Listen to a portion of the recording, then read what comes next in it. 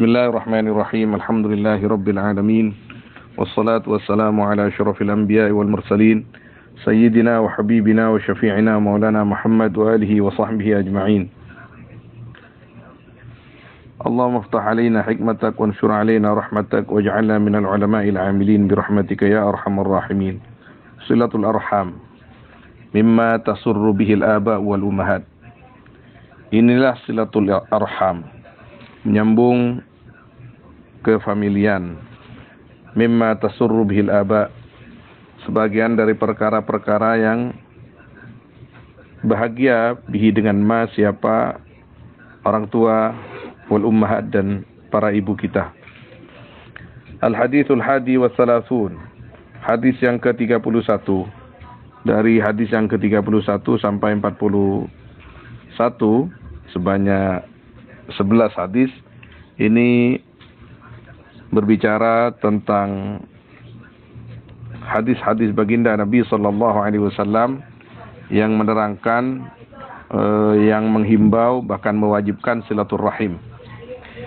Di mana sesuai judul yang terakhir ini, bahwa silaturrahim tentunya kita menyambung kefamilian, baik yang dari arah ayah atau dari ayah ibu.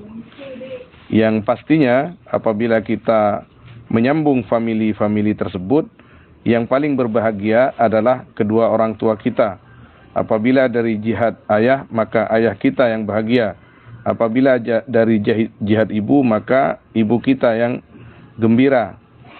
Maka silaturrahim mimma tasurru bihil aba wal ummahat, sebagian dari perkara yang bisa membuat senang dan bahagia ayah dan ibu kita. Anil Miqdam ibni Ma'di Karib radhiyallahu anhu anna Rasulullah sallallahu alaihi wasallam qala, innallaha yusikum bi ummahatikum, innallaha yusikum bi ummahatikum, innallaha yusikum bi ummahatikum. Sesungguhnya Allah, yaitu berwasiat Allah kepada kalian, bi ummahatikum, akan ibu-ibu kalian.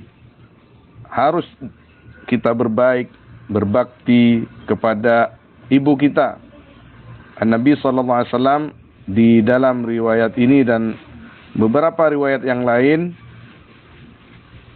bersabda 3 kali tentang ibu. Kemudian ayah kita, innallaha yusikum bi abaikum, sesungguhnya Allah, yaitu berwasiat Allah kepada kalian, bi abaikum, supaya kalian berbakti kepada ayah-ayah kalian, kepada orang tua laki-laki kalian. Kemudian innallaha yusikum bil aqrabi fal aqrabi, sungguhnya Allah, yaitu berwasiat Allah kepada kalian, bil aqrabi, akan famili yang terdekat, fal aqrabi, maka yang terdekat. Di sini ada istilah at-tartib. At-tartib yang dimaksud bahwa di dunia ini yang paling pantas dan paling wajib untuk kita berbaik kepada dia adalah ibu kita. Cukuplah kita sebagai anak memberatkan ibu kita mulai sebelum kita lahir sampai kita lahir, dibesarkan kita, diemong kita, dirawat kita, dipelihara kita, sampai bahkan ada yang sampai menyelesaikan pendidikan ibtidaiyah, tsanawiyah, aliyah, sampai ada yang perguruan tinggi. Kita selalu diemong oleh ibu kita. Maka cukuplah kita membuat beliau-beliau ibu kita itu menderita gara-gara kita. Apabila kita sudah dewasa, apalagi punya kemampuan untuk membahagiakan orang tua kita, khususnya ibu kita, maka berbahagialah kita apabila bisa membahagiakan mereka. Jangan membuat ibu kita lebih sengsara lagi ketika kita sudah dewasa. Cukuplah kesengsaraan ibu kita ketahui semenjak kita sebelum lahir, sesudah lahir, bahkan sampai kita dewasa. Kewajiban orang tua kita di dalam merawat dan membesarkan kita hanya sampai kita ini baligh. Bahkan sebagian ulama mengatakan sampai kita tamyiz, Tapi ibu kita dan ayah kita, khususnya ibu kita, selalu memikirkan kita bukan hanya sampai kita balighh, tapi sampai kita kadang-kadang beristri. Maka sangat-sangat wajib kepada kita untuk berbakti kepada kedua orang tua kita, khususnya ibu kita, sesuai dengan anjuran baginda Nabi Muhammad sallallahu alaihi wasallam. Allah Subhanahu wa taala berwasiat, artinya menyuruh, mewajibkan supaya kita berbakti kepada ibu kita, kemudian ayah kita, kemudian famili terdekat. Siapa yang terdekat? Bibi atau paman kita, baik bibi paman dari ayah atau bibi paman dari ibu. Karena sesuai dengan yang dijelaskan oleh Nabi SAW di hadis-hadis sebelum hadis ini, bahwa posisi bibi menempati posisi ibu ketika ibu kita sudah meninggal dunia. Sama halnya paman kita menduduki posisi ayah kita ketika ayah kita sudah meninggal dunia. Yang artinya kita wajib berbakti dan patuh kepada mereka. Qala al-Imam At-Tartusi rahimahullahu ta'ala, wal ma'ruf 'inda al-fuqaha'i fi dawil arham kullu man laysa bi'asabatin wala di sahmin wa hum waladul akhawat wa banatul ikhwah wa banul ikhwah lil Adapun yang ma'ruf diketahui 'inda al-fuqaha, menurut para ulama fikih, di dalam dawil arham, di dalam masalah pembahasan dawil arham, manhum, siapa mereka itu? Kullu man laysa bi'asabatin wala di sahmin, yaitu semua orang yang tiada man, yaitu asabah, wala di sahmin, dan bukan di sahm. Ini dalam masalah faraid atau tarikah, biasa disebut-sebut seperti ini. Wahum waladul akhawat, adapun mereka yaitu anak laki-lakinya al akhawat, saudara-saudara perempuan. Wa banatul ikhwa, dan putri-putrinya al ikhwa, saudara laki-laki. Wa banul ikhwa lil dan putra-putranya saudara-saudara lil Wa banul akhawat, dan putra-putranya al akhawat, saudara perempuan. Wa waladu banatil ibni, ini sepupu sudah, ponaan ya. Wa waladu banati al ibni, cucu, dan anaknya anak-anak perempuannya anak laki-laki, sudah dipikir sendiri itu. Wa banatul a'mam wal akhwal wal khalat wa waladuhum, dan anak-anak perempuannya paman-paman, wal akhwal, dan paman dari ibu, wal khalat, dan bibi dari al khalat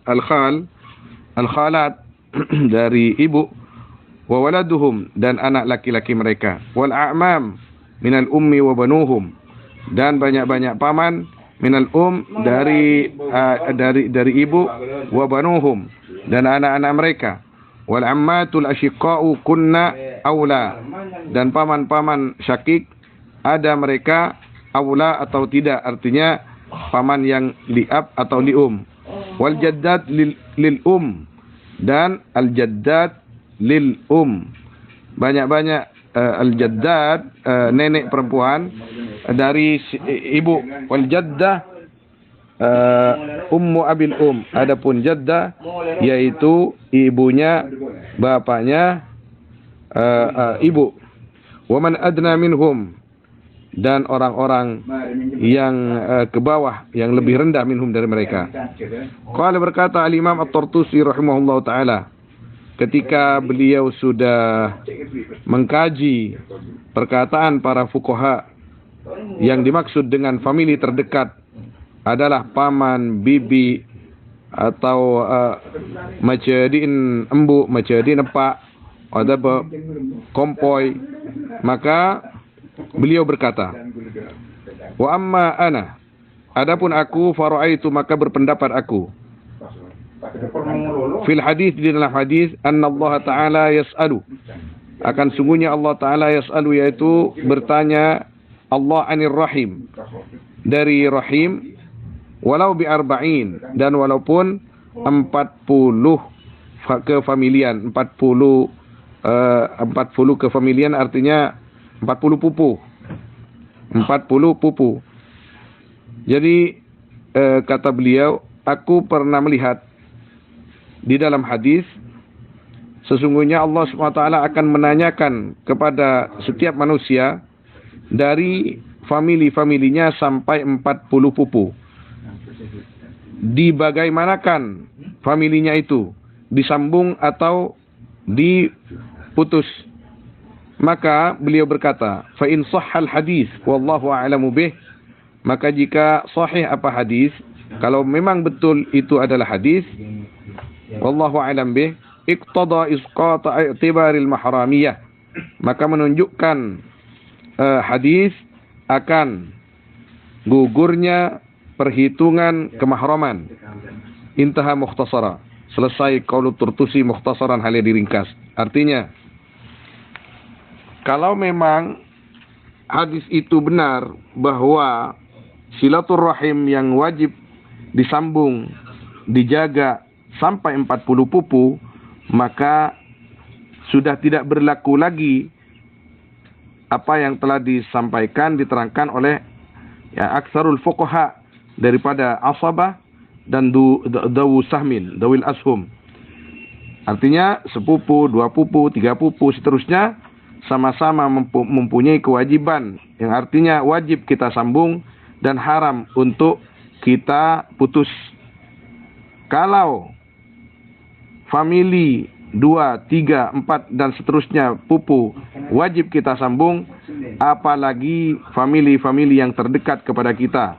Apakah itu paman, apakah itu bibi, apakah itu saudara perempuan atau saudara laki-laki, semuanya akan dimintai pertanggungjawaban oleh Allah SWT di sisi Allah SWT. Hanya orang-orang yang mementingkan egonya sendiri, yang tidak mau mengedepankan agama. Orang yang imannya ada di hati, orang yang perasaan halusnya tentang keimanan ada di hatinya, maka akan membuang egonya untuk agama Allah, untuk patuh kepada Allah dan mengikuti apa yang telah diteladankan oleh baginda Nabi Muhammad SAW. Famili bukanlah hanya sekedar ucapan di lisan. Famili bukan hanya sekedar untuk diaku-aku, tapi famili untuk disambung dan haram diputus. Allahu a'lam. Sallallahu alaihi wasallam ala sayyidina Muhammad wa alihi wa sahbihi ajma'in walhamdulillahi rabbil alamin.